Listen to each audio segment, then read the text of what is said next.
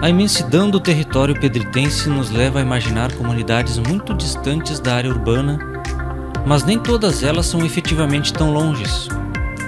Foi assim que decidimos, neste quarto episódio que explora os caminhos de Dom Pedrito, percorrer um trecho que é, por assim dizer, lindeiro à cidade, a Estrada do Meio.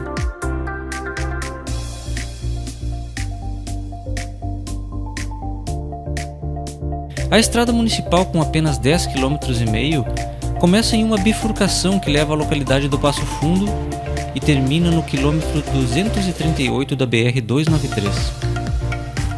Mas vamos voltar um pouco e contar essa história do começo. Dom Pedrito, por ser uma cidade pequena e ter sua economia assentada no agronegócio, oferece a quem tem um olhar atento riquezas, histórias e cultura própria.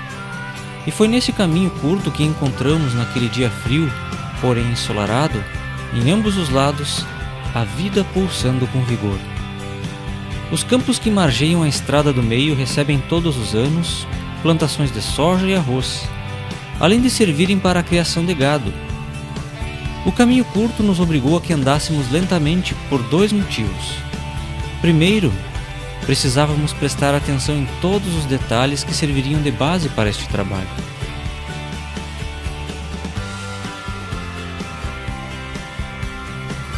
Segundo, a estrada estava bastante esburacada em função das últimas chuvas. Ao longo do caminho, propriedades rurais, umas grandes, outras pequenas, se sucediam umas às outras.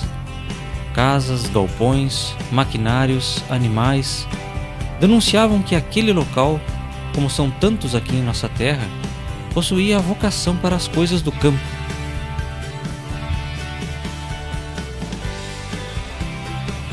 Assim seguimos devagar, aproveitando a paisagem, que para mim e o colega Jason Silva era absolutamente nova. Nós já explicamos em episódios anteriores.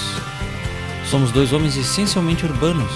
Então, praticamente todos os caminhos que viemos trilhando junto com vocês que nos assistem se apresentam como uma novidade.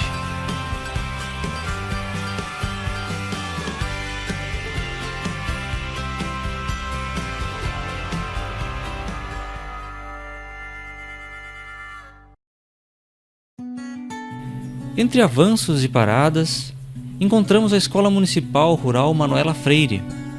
Chegamos. Algumas crianças no balanço, aproveitando aquilo que a infância tem de melhor.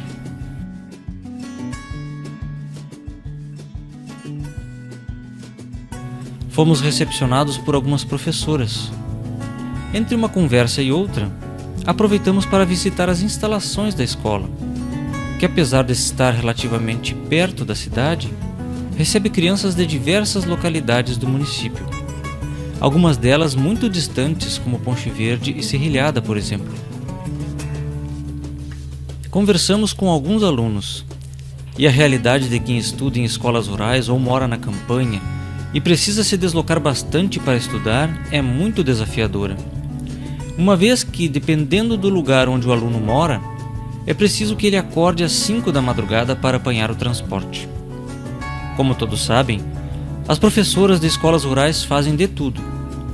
Além do ensino, elas são responsáveis pela limpeza, por preparar a merenda e tudo o mais que o educandário necessite, o que faz delas verdadeiras lutadoras da educação.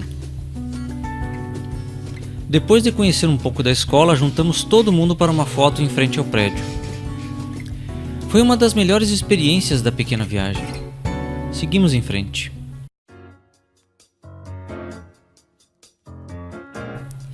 Era difícil andar mais de 500 metros sem ter que parar para fazer algum registro, mas foi assim, aos poucos, que paramos ao lado de um pequeno açude, onde alguns marrecos, indiferentes à nossa presença, nadavam livremente. Ao lado da casa, uma horta, onde uma pessoa notou nossa presença e veio ao nosso encontro. Trata-se de Delcy Almeida, o Didica. Muito solícito, logo nos convidou para conhecer a chácara onde vive com a família há alguns anos. Bom, era uma oportunidade que não podíamos perder.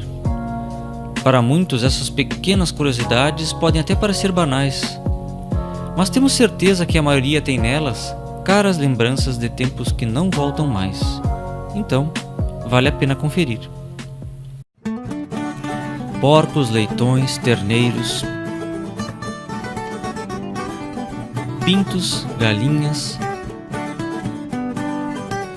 patos, marrecos e cachorros compunham aquele pequeno mundo rural que, em meio a alguns eucaliptos, mirava a cidade ao longe.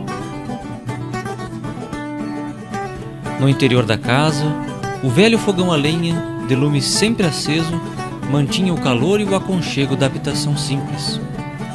O dia a dia para quem vive em uma chácara é assim, uma rotina de trabalho onde a criatividade precisa estar aliada à força de vontade desses homens rurais, que ainda persistem em uma atividade cada vez mais difícil de tocar.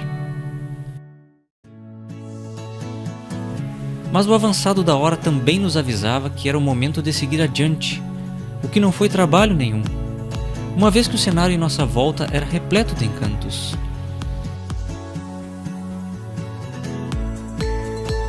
As coxilhas, cortadas aqui e ali por arvoredos, rodeavam casas e mangueiras. Algumas planícies apresentavam terras já em preparo para a próxima safra. Depois de algumas subidas, descidas e curvas, chegamos finalmente até a BR-293, local onde termina a história de hoje. Ficou com vontade de conhecer mais sobre os caminhos de Dom Pedrito? Então não perca os próximos episódios.